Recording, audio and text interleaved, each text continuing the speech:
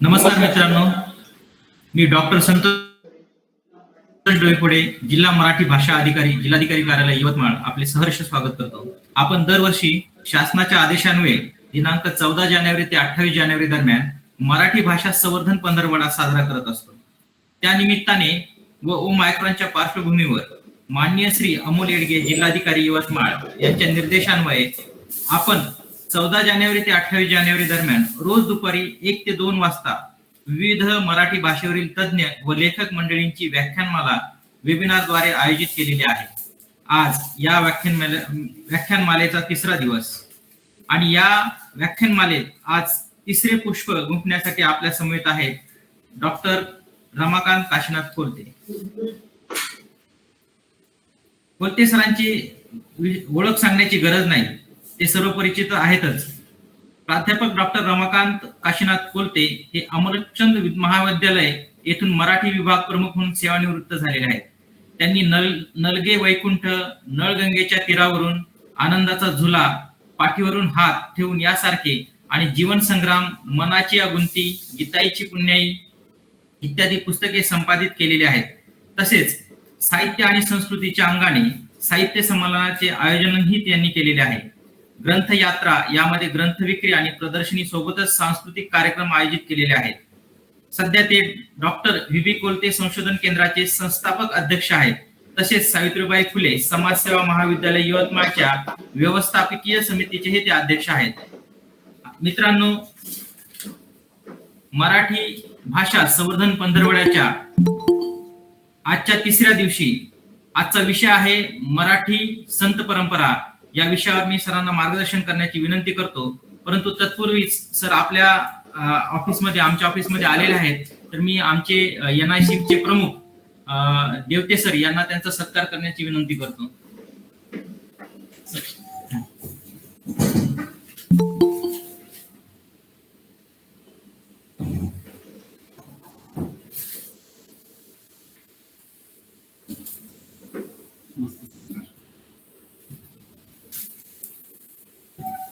तसेच आमच्या महसूल कर्मचारी संघटनेचे अध्यक्ष नंदुभाऊ गुटे यांना त्यांचे स्वागत करण्यासाठी त्यांना विनंती करतो.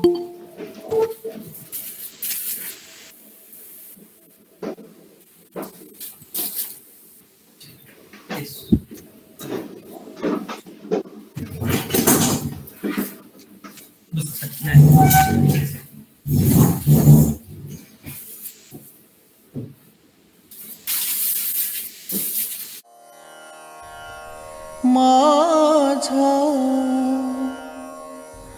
मराठाची बोलू कौतुके, परी अमृतातेही पैजा जिंके. ऐसी अक्षरे रसिके मेळवीन मेळवीन मेळवीन. जैसी पुष्पा माझी पुष्प मोगरी, जैसी पुष्पा माझी पुष्प मोगरी, की परिमळा माझी कस्तुरी. तैसी भाषा माझी साजिरी,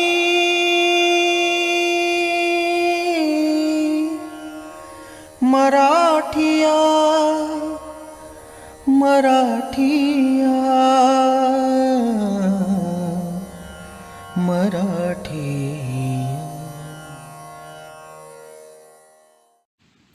या ठिकाणी मी मराठी संत परंपरा या विषयावर बोलण्यासाठी आलो. ही संधी यवतमाळ जिल्ह्याचे जिल्हाधिकारी महोदय येडगे साहेब यांनी दिली आणि आज या ठिकाणी या केंद्राचे प्रमुख देवते साहेब, तसेच मराठी भाषा अधिकारी श्री डोईफुळे यांनी, तसेच माझे एक विद्यार्थी नंदू गोटे यांनीही स्वागत केले. या स्वागताचा मी आनंदाने स्वीकार केला आणि मी या बाबतीत या कार्यालयाचे, जिल्हाधिकारी महोदयांचे अनेक धन्यवाद देऊन आभार मानतो. मराठी संत परंपरा हा विषय या ठिकाणी खरं म्हणजे अत्यंत संक्षिप्तपणेच मांडावा लागेल, कारण हा एक अफाट अशा प्रकारचा विषय आहे. शेकडो वर्षांची ही परंपरा आहे. ही शेकडो वर्षांची परंपरा ही या एखाद्या तासामध्ये आपल्यासमोर त्याची मांडणी करणे केवळ कठीणच आहे, पण तरी देखील प्रातिनिधिक स्वरूपामध्ये ही मांडणी या ठिकाणी मी करणार आहे. साहित्य निर्मिती आणि त्याद्वारा होणारे प्रबोधन ही एक अखंड प्रक्रिया आहे. प्रबोधन परंपरेचे आणि अखिल मानवी जीवनाचे अतूट नाते असून त्याची वीण अत्यंत घट्ट असते. साहित्यात लेखकाचा आत्माविष्कार असतो आणि तत्कालीन परिस्थितीचा हुंकारही असतो. त्या समाज जीवनाचे त्यातून दर्शन घडते.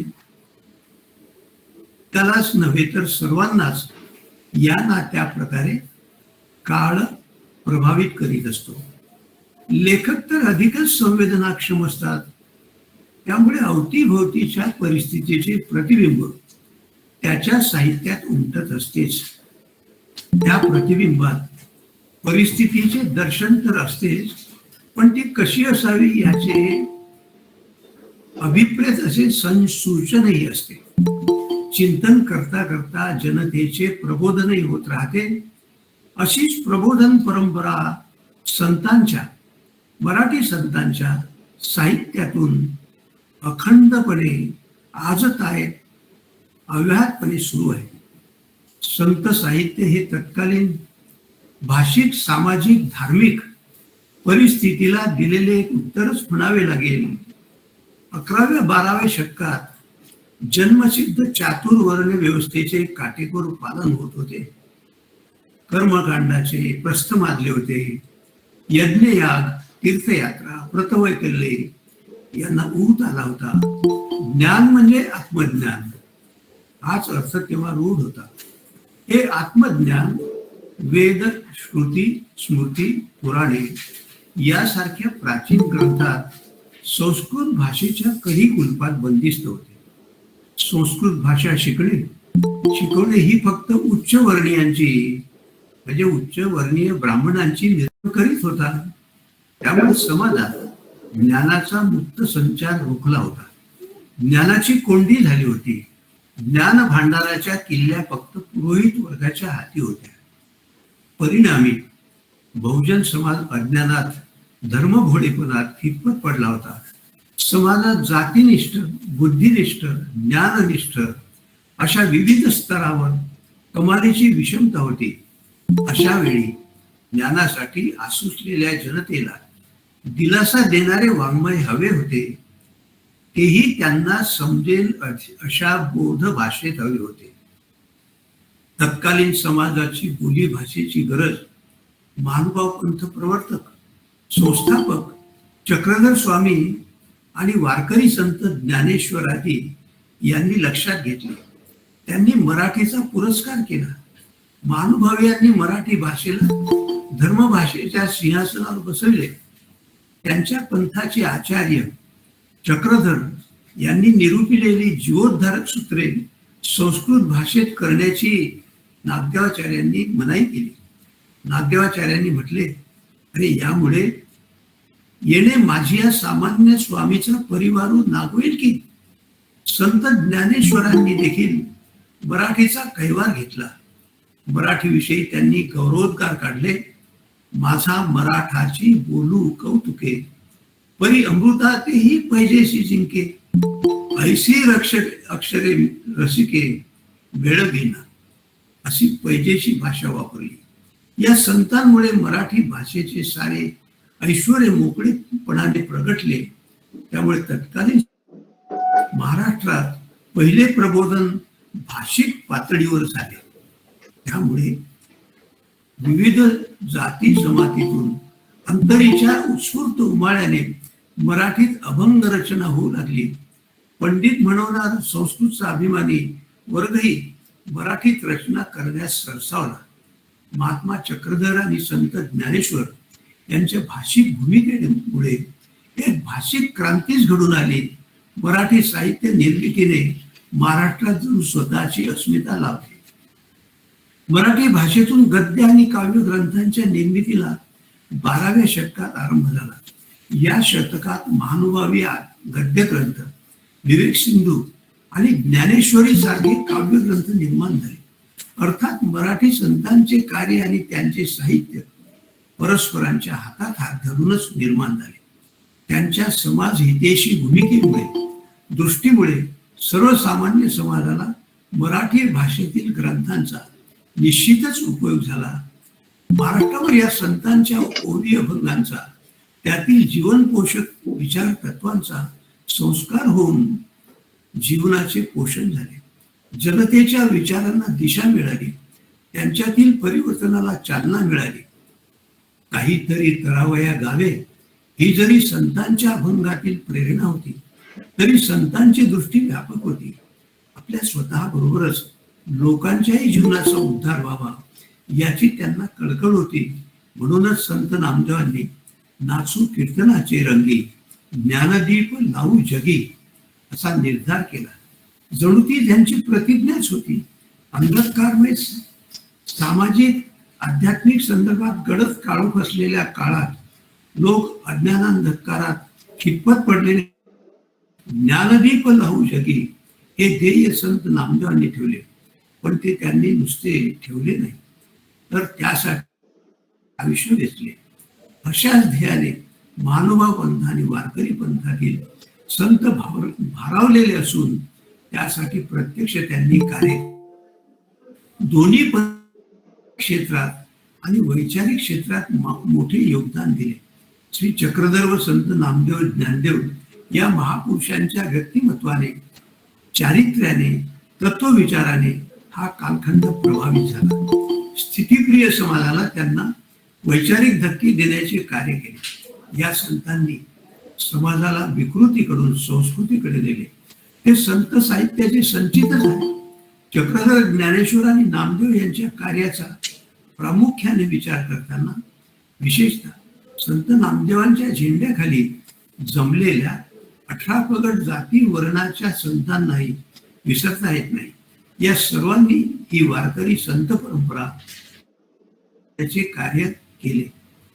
सामाजिक अभिसरणाची प्रक्रिया या काळातच प्रबळपणे सुरू झाली. सर्वसामान्यांच्या मुखातून लक्षणीय अशा अभंगांनी, कवितेने जन्म घेतला.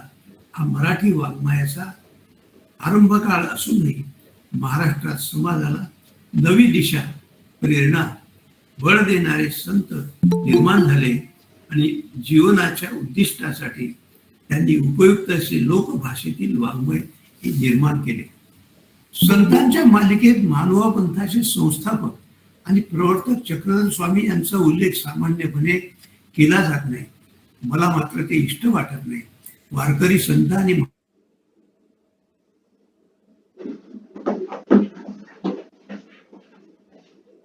आध्यात्मिक उत्थान हे त्यांचे प्रमुख उद्दिष्ट होते.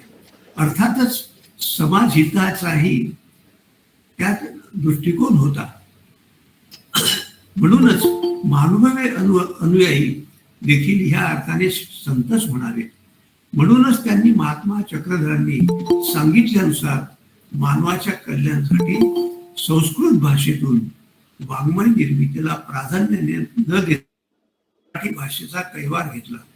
त्यातून लीळा चरित्र, गोविंद प्रभू चरित्र, दृष्टांत पाठ, सूत्रपाठ, साती काव्य ग्रंथ अशा ग्रंथांची निर्मिती केली. त्यानंतर हीच भूमिका ज्ञानोबा तुकारामांनी ठेवून अभंग वाङ्मय, ओवी वाङ्मय, भारुडे इत्यादीचे लेखन केले. या दोन्ही पंथांच्या पायाभूत आध्यात्मिक व सामाजिक कार्यातून पुढल्या काळात त्या विचारांची परंपरा निर्माण झाली.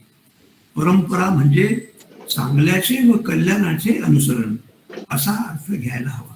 मात्र या परंपरांमध्ये काळानुसार आणि स्थितीनुसार नवी दृष्टी ठेवणे आवश्यक असते. परंपरावाद म्हणजे जीर्णमतवाद नव्हे, जुन्या नव्याचा त्यात समन्वय असावा लागतो. जुने जाऊ द्या मरणा लागू नये असे सरसकटपणे म्हणता येणार नाही. काळानुसार टाकाऊ, निरुपयोगी, अनावश्यक असे जे जे त्यातला तसा भाग टाकून द्या असा विचार करावा लागेल. सर्व नवे जे आहे त्याला जुन्याचा आधार असतोच असतो. हे कसे नाकारता येईल? मात्र नव्यातील समाज विघातक असा जो भाग असेल तो टाकाऊ स्वीकारले पाहिजे. संतांनी हेच केले. महात्मा चक्रधर यांच्या कार्याचे स्वरूप मुख्यतः आध्यात्मिकच होते. त्याद्वाराच अनिष्ट प्रथांना दूर करण्याचा त्यांचा प्रयत्न होता. त्यांच्या मते वेद प्रमाण नव्हते, पण त्यांनी बौद्ध आणि जैनांप्रमाणे वेदांना करडा विरोध केला नाही. अनेक देवांची उपासना त्यांना पसंत नव्हती, पण देवतांवर ते तुटून पडले नाही. पुढेच नव्हे तर देव वर्ण विषमतेच्या ते विरुद्ध होते. ईश्वर प्राप्तीसाठी त्यांनी पंथाचे अनुसरण किंवा संन्यास आवश्यक मानला, मात्र त्याचे अनुसरण किंवा स्वीकार केला नाही. म्हणून शिष्याचा त्यांनी तिरस्कार केला नाही. जीवांचे हृदय परिवर्तन होण्याची आणि त्यानंतर त्यांनी स्वतःच्या सुधारण्याची ते अपेक्षा करीत. आपला संदेश त्यांनी गावागावात जाऊन पोचविला, तोही मराठी भाषेत. तिला त्यांनी वाहन बनवले. त्यांची मातृभाषा गुजराती असूनही ते अत्यंत सुंदर मराठी बोलत. स्वामी चक्रधरांच्या सद आग्रही विचारांमुळेच त्यांच्या अनुयायांनी मराठीची लेखन परंपरा अव्याहत सुरू ठेवून मराठी साहित्यात अनेक ग्रंथांची भर घातली. मालवा पंथ आणि वारकरी पंथ यांच्या ग्रंथाद्वारे अनुयायांना समाजाला वर्षानुवर्षे प्रबोधन करता आले. मराठी संत हेच मध्ययुगीन महाराष्ट्राच्या सामाजिक अस्मितेचे सांस्कृतिक ऐक्याचे खरे शिल्पकार आहेत. त्यांनीच महाराष्ट्रात धार्मिक व सामाजिक प्रबोधनाची मुहूर्तमेढ रोवली. संत नामदेवाच्या भावोत्कटतेने, श्रद्धाबळाने व समर्पणशीलतेने निरनिराळ्या जातीतील विठ्ठल भक्तांची मने वेधून घेतली आणि तत्कालीन धार्मिक आंदोलनात सामील होण्यास त्यांना प्रवृत्त केले. त्यानंतर परधर्मीय राजवटीतील अशांततेच्या व अस्थिरतेच्या वातावरणामुळे या कार्यात पुष्कळच खंड पडला. पुढे एकनाथांनी एकंदर कालमान लक्षात घेऊन दूरदर्शीपणाने, निर्धाराने, कल्पकतेने व सावधानतेने भागवत धर्माच्या चळवळीस चालना दिली. तुकाराम रामदासांनी एकनाथांच्या जीवननिष्ठेतील एकेका प्रवृत्तीचा स्वतंत्रपणे व साकल्याने पाठपुरावा करून तिचा उत्कर्ष बिंदू गाठला आणि धर्म सुधारणेचे व लोकजागृतीचे कार्य त्या काळापुरते पूर्णतेस नेले. या संत महंतांची ऐतिहासिक कामगिरी तर मोठी आहेच, त्यांच्या वाङ्मयाची छाप अजूनही कायम आहे. त्यांच्या उद्गारातून बहुजन समाजाला आजही आपल्या उच्चतर प्रेरणांची मनोमन प्रचिती येते. सर्वसामान्य लोकही आज मोठ्या प्रमाणात या अनुयुगातही आपल्या तत्व जिज्ञासेच्या व नैतिक प्रेरणेच्या परिपूर्तीसाठी संत वाङ्मयास विसंबून राहतात. कर्म शृंगारोनी करावे, चने खावे लोखंडाचे, सामर्थ्य आहे चळवळीचे, आलिया भोगाची असावे सादर इत्यादी संतांच्या सुभाषितांचे वचनांचे आजही त्या त्या योग्य प्रसंगी आपण स्मरण करतो आणि ते उच्चारतो. अशी ही संत विचारांची परंपरा जनमानसात आणि त्याच्या प्रत्यक्ष जगण्यात चांगली ठसलेली आहे, यात शंका नाही. असा हा चैतन्यदायी अमोलिक ठेवा सुदैवाने आपणास लाभला आहे.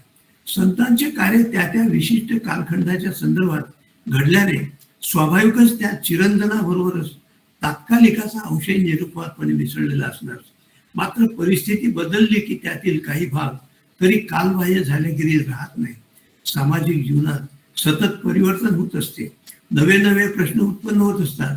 अशा वेळी प्रत्येक पिढीला आपला मार्ग स्वतः शोधून काढावा लागतो. जुन्या वाङ्मयातून स्फूर्ती मिळवता येईल, पण कुणाचे अंधानुकरण हानिकारकच होईल. म्हणून त्यातलं शाश्वत जे जे ते अलग करून आपण हस्तगत केले तर मात्र नित्य नूतनतेने नटलेले आपले संत वाङ्मय सद्यस्थितीतही आपणास प्रेरणा देईल, नवे सामर्थ्य देईल. म्हणूनच त्या काळात झालेला भक्तिपंथाचा उदय भारतातील स्थितीप्रधान धर्मजीवनात फार मोठा बदल घडवणारी एक अर्थपूर्ण ऐतिहासिक घटना ठरली आहे. तसे पाहिले तर भागवत धर्माची परंपरा पुरातन आहे. त्यातला स्त्रियो वैशास्तता शूद्रोस्तोपी यांती परामगती हा सिद्धांतही जुना आहे. तरी प्रत्यक्ष जीवनात मात्र प्रचंड विषमता होती, भेदाभेद होते, वर्ण वर्चस्व होते. जोपर्यंत या भागात धर्माचे वाङ्मय संस्कृतमध्ये होते तोपर्यंत सामान्य जनतेला त्याबद्दल आकर्षण वाटणे शक्य नव्हते. पण या पंथातील सर्व वारकरी संतांनी त्यांची जी भक्तिगीते गायली ती लोकांच्या भाषेतच गायली. त्यामुळे समाजाच्या सर्व थरातील लोक या पंथात सामील झाले. त्यांच्या कार्यात प्रामाणिकपणा, निष्ठापूर्णता असल्याने त्यांच्या रचनेत जिवंतपणा होता, प्रवाहीपणा होता. त्यामुळे त्यांच्या कार्याला संत चळवळीचे स्वरूप आले. परमेश्वर आणि भक्त यांच्यामधील सर्व प्रकारचे अडसर भक्तिपंथाने दूर केले. ब्राह्मण व शूद्र, पंडित व अज्ञ, श्रीमंत व गरीब, स्त्री व पुरुष असा भेदभाव त्यांनी मानला नाही. म्हणून संत ज्ञानेश्वरादी भावंडे, संत एकनाथ हे ब्राह्मण जसे या पंथात होते तसेच संत नामदेव, संत तुकाराम, गोरा कुंभार, चोखा मेळा आदी सर्वच वेगवेगळ्या जाती धर्मातले. एवढेच नव्हे तर संत जनाबाई व संत बहिणाबाई अशा स्त्रियाही या पंथात आल्या आणि त्यांनी ही संत चळवळ, ही परंपरा समृद्ध केली. संतांनी धर्मसाधनेत भक्ती आणि योगाला प्राधान्य दिले. साहजिकच अनन्यभाव, उत्कटता, तादात्म्य, अनुभूती इत्यादी आंतरिक गुणांना परमार्थात मोल चढले. भाव तोची भगवंत या सिद्धांतामुळे व्यक्ती हा धर्मजीवनाचा मध्यबिंदू ठरला.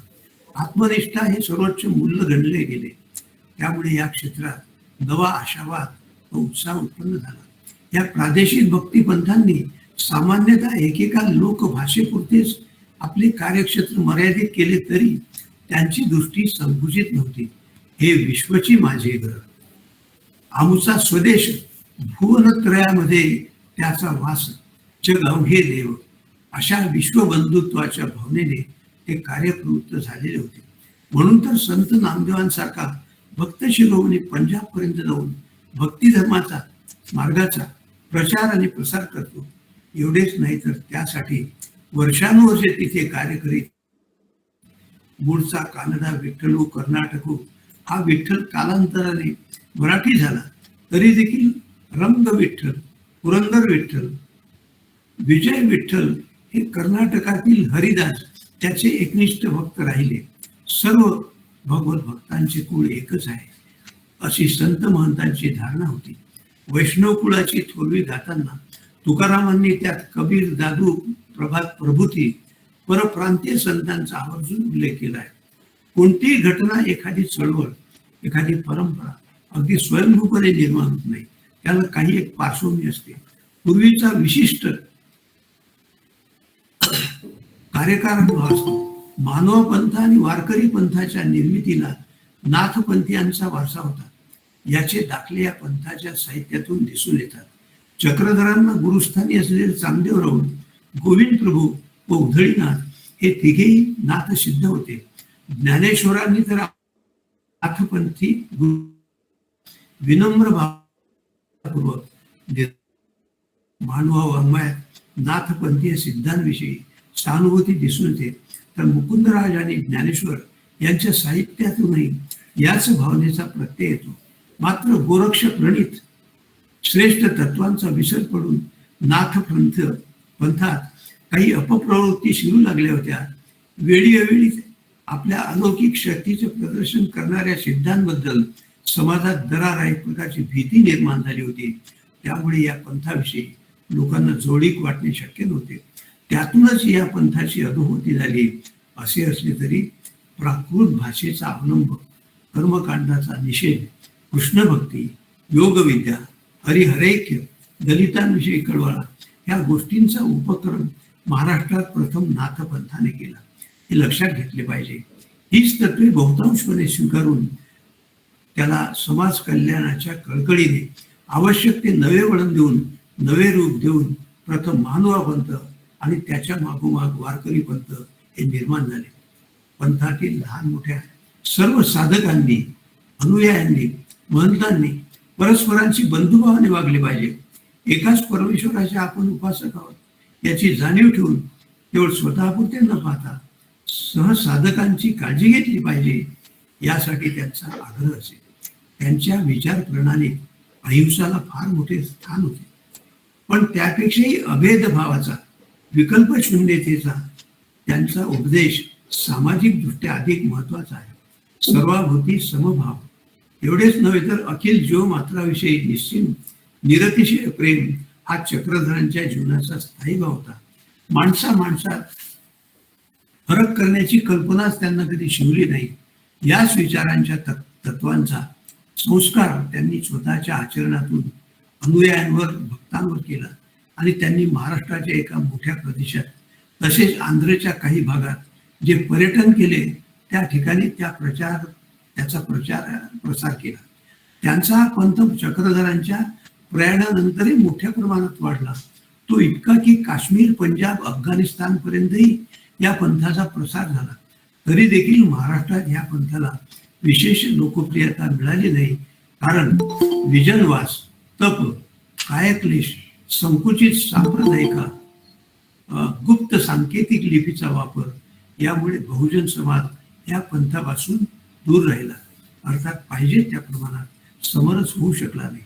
आजही महानुभाव पंथाच्या मार्गाची परंपरा आपल्याला दिसून येते, नाही असे नाही, पण त्याचा प्रभाव कर्मठपणामुळे क्षीण झाला.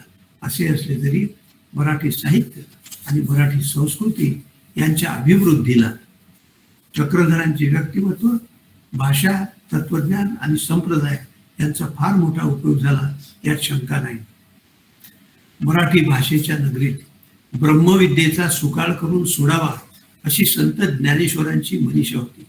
अगदी खालच्या स्तरातील मनुष्य असला तरी त्याला उच्चतर जीवनाची ओढ नाही असे कसे होईल? ती सुप्त असेल तर तिला जागृत केले पाहिजे. त्यांच्या जीवनाची पातळी उंचावून त्यांना माणसासारखे जगण्यास शिकविले पाहिजे, अशी ज्ञानेश्वरांची भूमिका आहे. आणि म्हणूनच त्यांनी लोकांच्या मनावर अभेद बुद्धीचा, ऐक्य भावाचा, इतरही अनेक उदात्त तत्वांचा ठसा उमटविण्याचा प्रयत्न केला. आत्मतत्व हे अव्यक्त, अतर्क्य आहे. आपल्या वाङ्मयात म्हणूनच त्यांनी तर्कशास्त्राची परिभाषा न वापरता काव्याची भाषा वापरली. श्रोत्यांच्या मनात खळबळ निर्माण करून त्यांना अंतर्मुख बनविणे, तत्वचिंतनास प्रवृत्त करणे, एवढे या काव्यरचनेचे प्रयोजन आहे. त्यातील चैतन्य तत्वाने लोक भारावले गेले. समाजात आध्यात्मिक ध्येयवादाचे वातावरण निर्माण झाले. अर्थात हे त्यांनी मराठी भाषा संस्कृताचे रूपांतर मराठीत करून ज्ञानेश्वरी सारख्या ग्रंथाचे, आणि म्हणून लोकांना ती जाणून घेता आली. या दृष्टीने मराठी भाषेचे म्हणजे त्या त्या प्रदेशातील मातृभाषेचे महत्व हे अधोरेखित होते. परमार्थाच्या क्षेत्रात कुल, जाती, वर्ण यांना थारा नाही. सर्व माणसे तत्वता सारखीच आहे. त्यांची योग्यता ठरविताना त्यांच्या अंतःकरणाची शुद्धता, सदाचार, परोपकार बुद्धी, मनोनिग्रह, नीतिधैर्य, सत्यनिष्ठा इत्यादी याच्या सद्गुणांचाच विचार केला पाहिजे.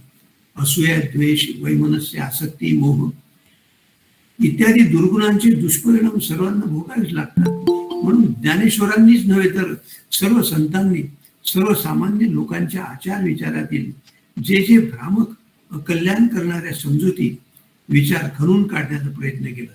सत्प्रवृत्तीच्या जोपासण्यासाठी नैतिक प्रेरणांची कास धरली पाहिजे. लोकांच्या आंतरिक जाणीवांवर योग्य संस्कार करून त्यांच्यातल्या अंतःप्रेरणा निकोप व कार्यप्रवण होतील असे त्यांना वळण लावण्याचे कार्य ज्ञानेश्वराची संतांनी केले. केवळ बाह्य समतोल साधून त्याचे समाधान होत नाही. सामाजिक जीवनाच्या सर्व क्षेत्रात सहानुभूती, सुसंवाद, सामरस्य निर्माण करण्याचे ध्येय संतांचे होते. ज्ञानेश्वरीच्या समारोपात त्यांनी म्हटलेच आहे, हृदय हृदय एक झाले, ये हृदयचे ते हृदय घातले, द्वैत न मोडता केले आपण ऐसे अर्जुना. असे ते अर्जुनाला सांगतात. वेगळे पण राखूनही सामरस्य कसे करता येते हे ज्ञानेश्वरांनी त्यावेळी सांगितलेले आहे. ज्ञानेश्वरांनी आपल्या वाङ्मयाच्या द्वारे श्रद्धाळू चिंतनशील रसिक वाचकाला एका चैतन्यमय ध्येय सृष्टीचे दर्शन घडवले. त्यामुळे त्यांनी वारकरी पंथातील भक्तांची मध्ये आकर्षून घेतली. त्यांच्या प्रभावाने वारकरी भक्तांच्या उत्कट विशुद्ध पण मूक भावनांना वाचा फुटली आणि त्यांच्या मुखातून सहज स्फूर्तीने शेकडो अभंग बाहेर पडले. या वारकरी भक्त मंडळापैकी संत नामदेव हे अग्रगण्य होते. त्यांची भक्तीची प्रेरणा मूळचीच होती. त्यांनी 18 पगड जातीतल्या भक्त होते.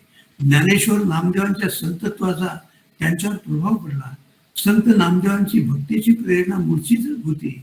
सगुणोपासनेचा छंद हे त्यांच्या जीवनाचे मूळ सूत्र आहे. महान विठ्ठल भक्त म्हणून समाजात सर्वत्र त्यांची ख्याती होती. आपल्या भक्तिभावाने त्यांनी पांडुरंगाला वश करून घेतले होते. म्हणून पंढरी रायाचा तू प्रेम भांडारी अशा शब्दात ज्ञानेश्वरांनी त्याचा गौरव केला आहे. विसोबा खेचराकडून गुरुपदेश मिळाल्यानंतर डोळियाचा डोळा उघडाला जेणे आनंदाचे लेणे लेवविले अशी नवी अंतर्दृष्टी त्याला लाभली. त्यांच्या भक्तीचे स्वरूप आमूलाग्र बदलले. आरंभी सगुण निर्गुणाचे ऐक्य त्यांना प्रतीत झाले नव्हते.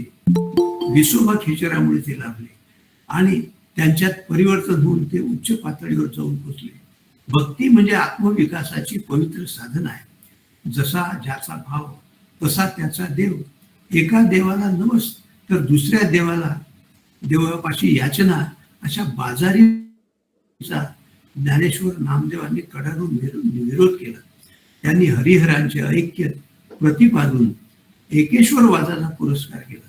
त्यामुळे भक्तीची पातळी उंचावली. भक्त मंडळात बंधुत्वाची भावना निर्माण झाली.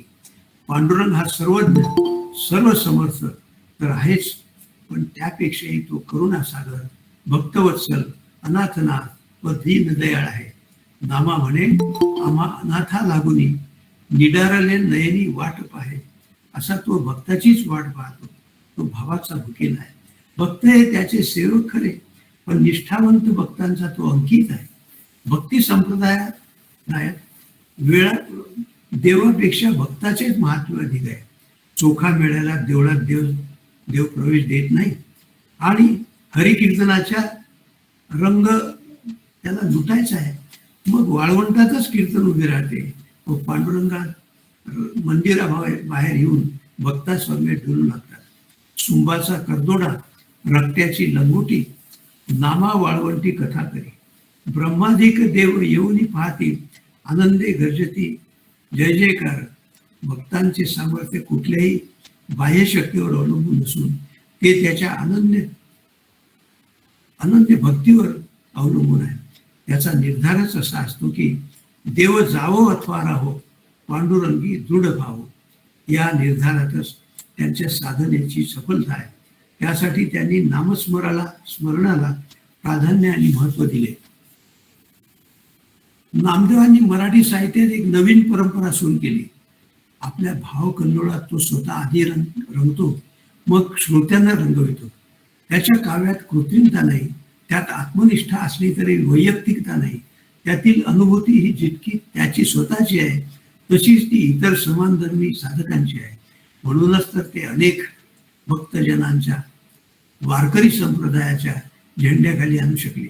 नामदेव हे भागवत धर्माचे खंदे प्रचारक होते.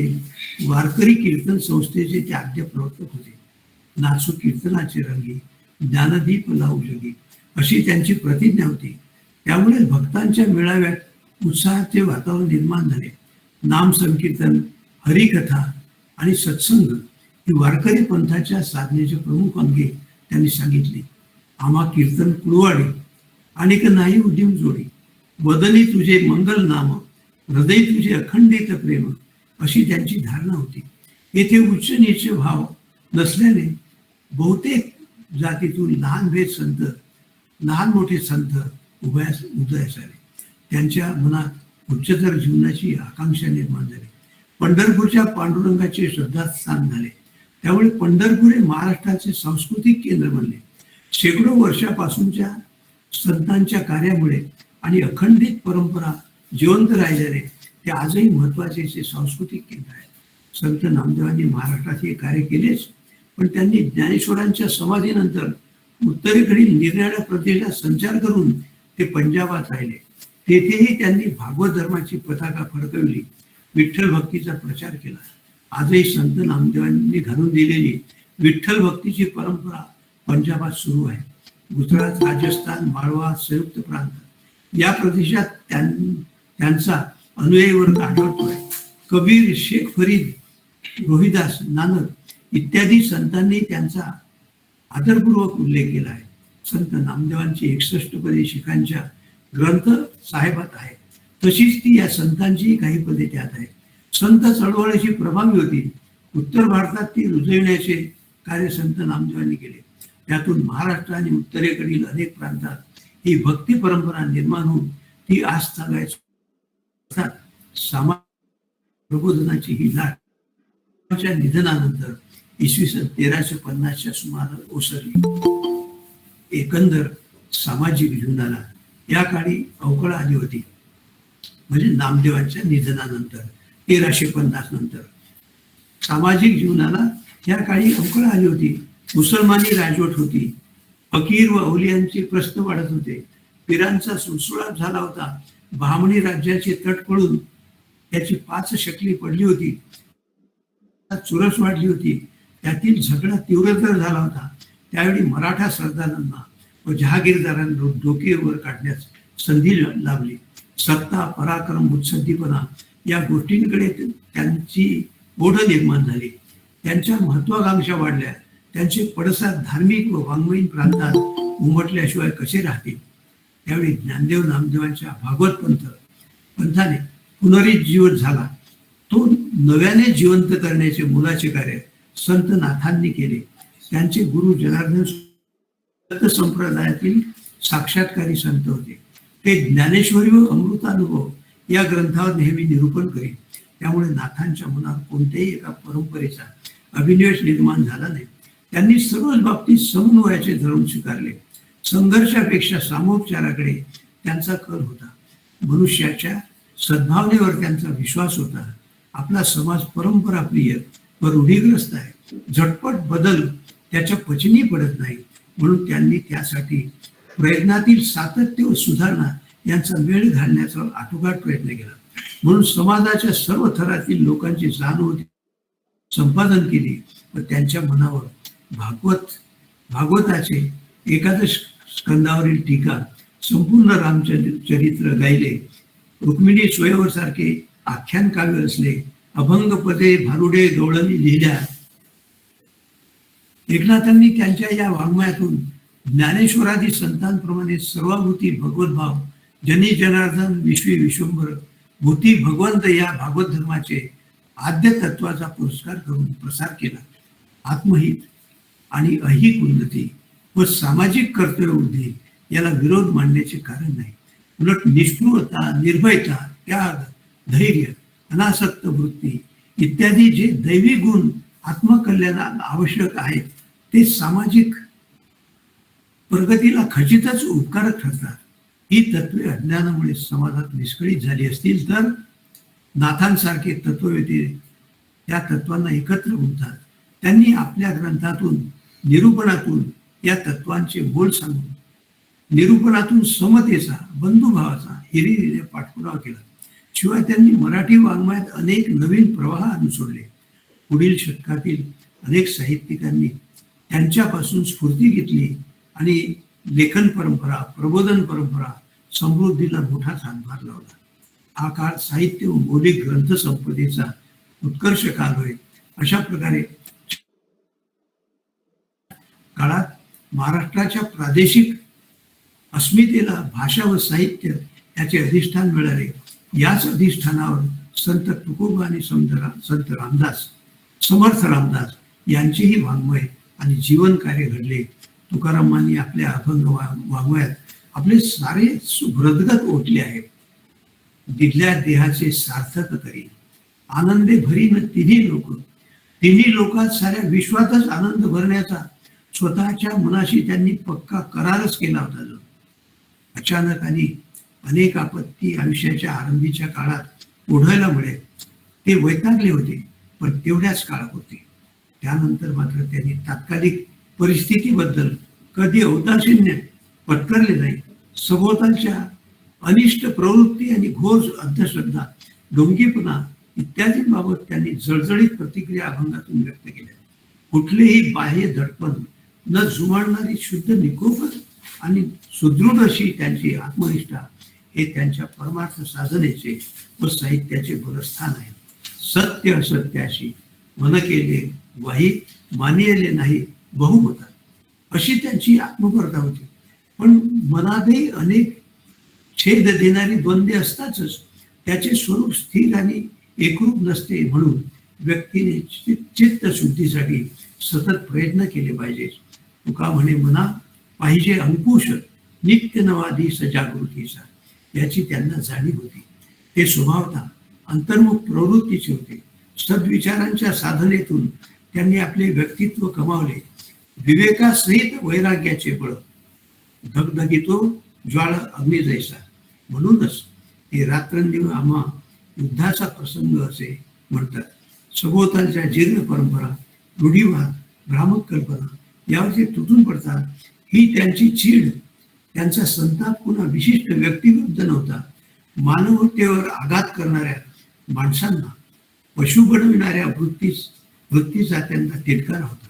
विष्णुमय जग वैष्णव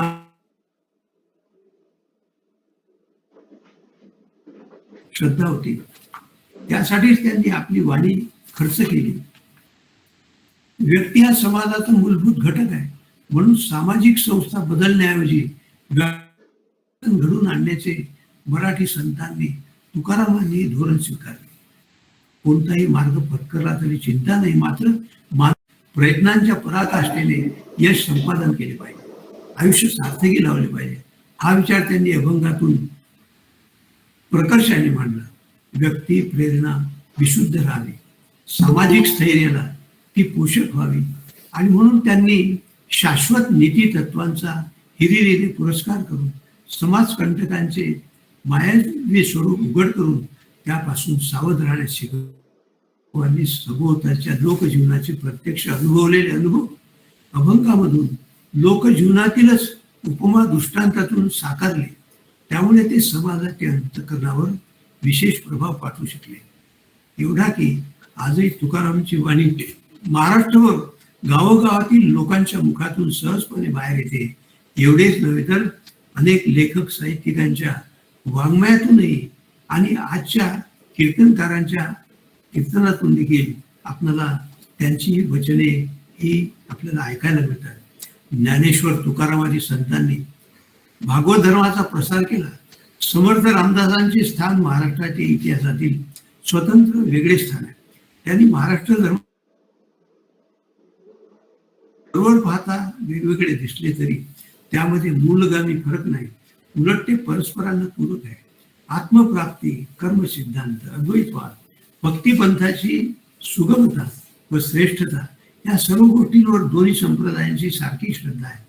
त्या दोन्हींनी महाराष्ट्र हीच आपली कर्मभूमी मानली तरी त्यांचा दृष्टिकोन विशाल होता. दोन्ही पंथांच्या तत्वप्रणालीत धर्मभावनेला, आध्यात्मिक प्रेरणेला अग्रस्थान आहे. रामदास हे प्रवृत्ती धर्माचे प्रवक्ते करे, पण त्यांचेही अंतिम उद्दिष्ट परमार्थ हेच होते. परमार्थ साधता येतो अशी त्यांची श्रद्धा होती. म्हणून प्रपंच करावा नेटका, पहावा परमार्थ विवेक, जेणे करिता उभय लोक संतुष्ट होती. लोकांचे सुख समाधान होणे महत्वाचे, म्हणून प्रपंच करूनही त्यात परमार्थ शोधला त्यांनी. मात्र विवेक, बुद्धी, प्रयत्नशीलता, साक्षेप, सावधपणा, चातुर्य या गुणांची गरज असते. त्यांची कास धरून नेटका प्रपंच कसा करावा हे जनतेला शिकवण्याचे कार्य रामदासांनी अंगीकारले. विचारे विण बोलू नये, मर्यादे विण हालू नये, विवंचने विण चालू नये, काही केले यावर ते भर देतात. विचार परिपक्व होण्यासाठी ग्रंथाध्ययनालाही त्यांनी महत्व दिले. अखंड एकांत सेवावा, ग्रंथ मात्र धांडोळावा याची गरज सांगून उदंडांचे उदंड ऐकावे, परी ते प्रत्यय पहावे, अनुभवानेच हे स्वीकारले पाहिजे यासाठी ते मनाला जागृत करतात. रामदासांनी महाराष्ट्राला बलोपासनेचाही मंत्र दिला. दुबळे जीवन जगणे अर्थहीन आहे, सामर्थ्य आहे चळवळीचे, जो जो करील तयाचे, परंतु येथे भगवंताचे अधिष्ठान पाहिजे. अशा प्रकारे रामदासांनी प्रपंच परमार्थ साधून मराठा तितुका मिळवावा, महाराष्ट्र धर्म वाढवावा असा लढाऊपणाने लोकांना सांगितलं. येथे महाराष्ट्र आणि मराठी हे दोन्ही शब्द व्यापक अर्थाने घेतले पाहिजेत. रामदासांनी समर्थ संप्रदायाच्या धर्म संस्थापनेसाठी संघटित प्रयत्न केले. वारकरी परंपरेपेक्षा त्यांनी निर्माण केलेली परंपरा वेगळी होती. त्यातील राजकारण हा विषय सोडला तर इतर आध्यात्मिक उद्दिष्टे, सामाजिक उद्दिष्टे समानच होती. सामाजिक जीवनात वेगवेगळ्या परंपरा निर्माण होऊन त्या सतत क्रियाशील राहिल्या तरच समाजाची प्रगती होते. शेकडो वर्षांची ही संत परंपरा चालत आली. म्हणूनच आजही समाजात दुष्ट प्रवृत्तींपेक्षा सत्प्रवृत्तींचे प्रमाण अधिक आहे यात शंका नाही. त्यांच्या कार्यातूनच त्यांच्या परंपरेचे, त्यांच्या विचार कार्याचे प्रतिबिंब अलीकडच्या संतांच्या, विचारवंतांच्या, लेखकांच्या त्यांच्या वेगवेगळ्या वाङ्मय प्रकारातील विषयांमध्ये स्पष्टपणे दाखवता येईल.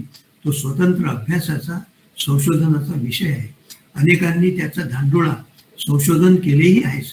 मात्र या संत परंपरेवरील भाषणाचा समारोप करताना गेल्या शतकातील महाराष्ट्रातील प्रमुख संतांच्या कार्याचा आढावा घेणे गरजेचे आहे. हे संत म्हणजे संत गुलाबराव महाराज, संत गाडगेबाबा आणि संत तुकडोजी, राष्ट्रसंत तुकडोजी. संत मालिका एवढीच आहे असे नाही, मात्र विस्तार भयास्तव अगदी संक्षिप्तपणे या तिघांचा विचार केला आहे. वैदर्भीय संत श्री गुलाबराव महाराज, वैराग्यमूर्ती संत गाडगेबाबा आणि ग्रामगीताकार राष्ट्रसंत तुकडोजी महाराज या तीनही संतांचे कार्य अफाट स्वरूपाचे आहे. गुलाबराव महाराजांनी विपुल साहित्य संपदा निर्माण केली. विशेष आश्चर्य म्हणजे महाराज बालांध असूनही विविध व्यापक चिंतनपर वाङ्मय त्यांनी निर्माण केले. त्यांची भूमिका एकांगी नव्हती. मानव पंथ, शीख पंथ, जैन पंथ, बौद्ध पंथ एवढेच नव्हे तर ख्रिश्चन, पारशी, मुस्लिम या सर्व धर्मपंथांमध्ये त्यांच्या विवेचनातून समन्वय करून दाखवला. त्यांनी 5 भाषांमधून भक्ती, वेदांत, तत्वज्ञान, काव्यशास्त्र, शास्त्र, योग, आयुर्वेद, साहित्य, नाटक, शिक्षण, इतिहास, मानसशास्त्र, अर्थशास्त्र, रसायनशास्त्र, भौतिकशास्त्र, लघुलिपी, क्रीडा, सौंदर्यशास्त्र, मनोविज्ञान, उत्क्रांती विज्ञान इत्यादी अनेक विषयांवर सूत्र रचनेपासून भाष्य रचनेपर्यंत 100वर ग्रंथामधून रचना केली. म्हणूनच त्यांचं लेखन आणि त्यांचं व्यक्तिमत्वही तसंच अफाट आहे असं मी म्हटले आहे. त्यांच्या लेखनातील विविधता लक्षात घेतली तर त्यातील मुख्य प्रवाह संत परंपरेच्या, भक्ती परंपरेच्या, मानव कल्याणात सुद्धा हेही दाखवून देता येईल. संत गाडगेबाबांच्या अफलातून असा वेगळेपणा आपल्याला दिसून येतो. त्यातून त्यांनी भक्ती परंपरेलाच उजाळा दिला. आज भारतभर स्वच्छता अभियान सुरू आहे. हा संत गाडगेबाबांच्या निस्वार्थ त्यागमयी जगून केलेल्या कार्याचा परिणाम आहे.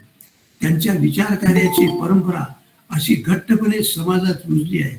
आयुष्याच्या शेवटच्या काळापर्यंतही त्यांनी गावोघरी नाम संकीर्तनाचा गजर करून त्याद्वारे समाजातील दुरवस्था, व्यसनाधीनता, अंधश्रद्धा यावर प्रहार केले. टोकाची टीका करून समाजाला जागृत करण्याचा प्रयत्न केला. संत नामदेव तुकारामांच्या साहित्य आणि जीवन परंपरेचा वारसा त्यांनी समर्थपणे चालविला. ते सामाजिक विचारांचे आजन्म प्रचारक होते. मात्र केवळ प्रचारक नव्हते, त्यांचे जगण्या खऱ्या अर्थाने साधुत्वाचे होते. गोपाला देवकीनंदन गोपाला याचा गजर त्यांनी कीर्तनातून अखंडपणे केला.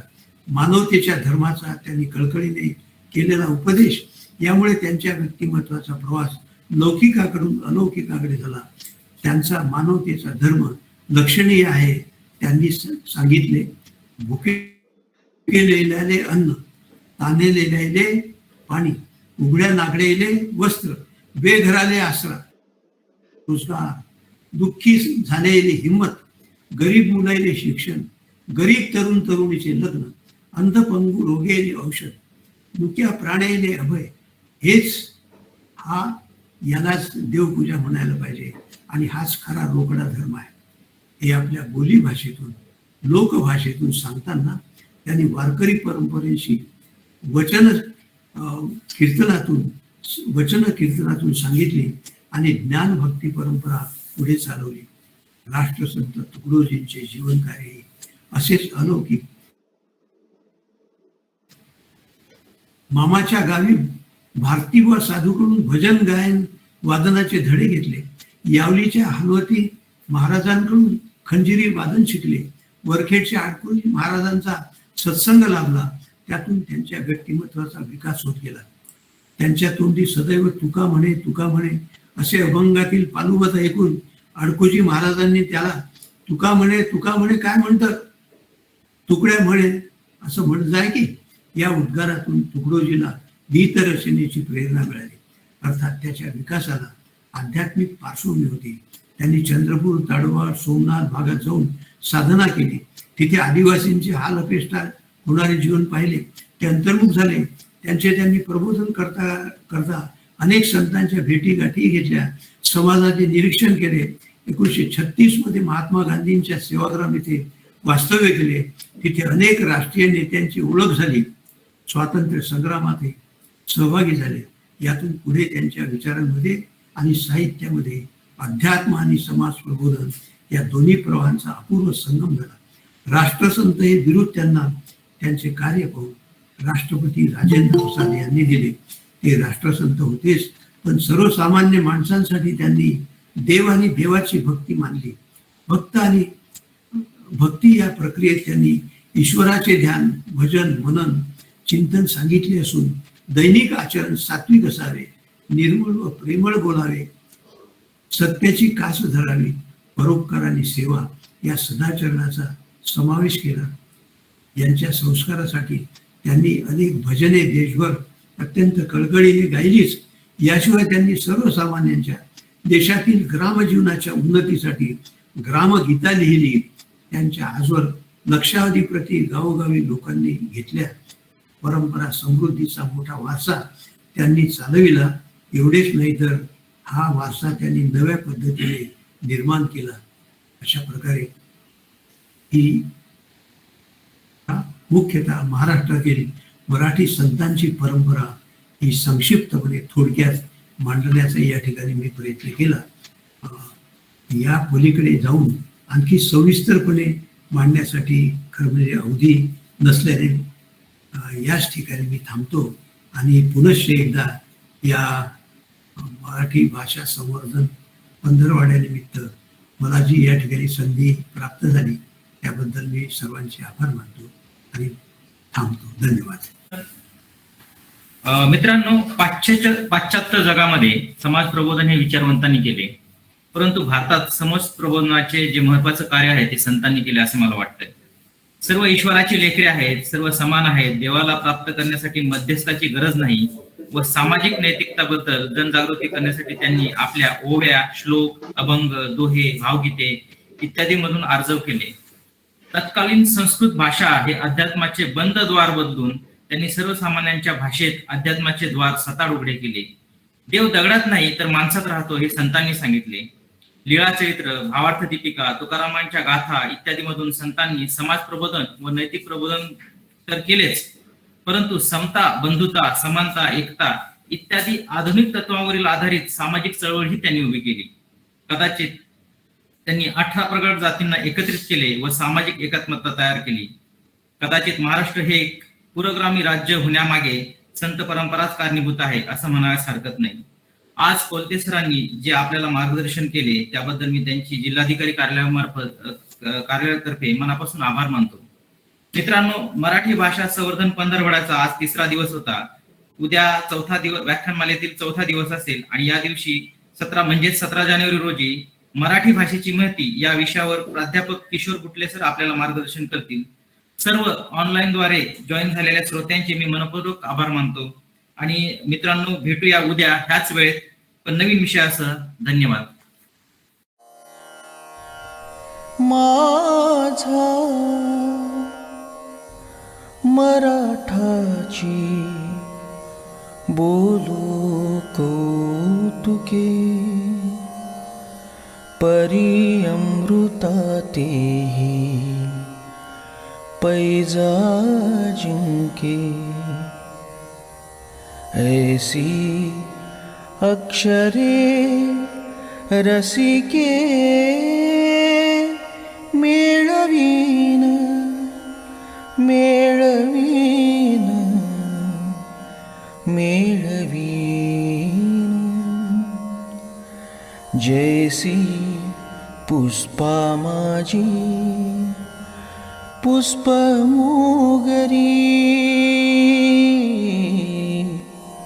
जैसी पुष्पा माझी पुष्पमोगरी,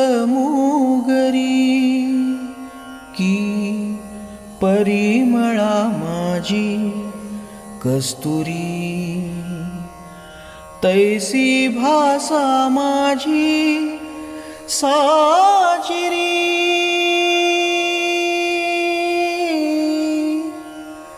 मराठिया मराठिया मराठिया.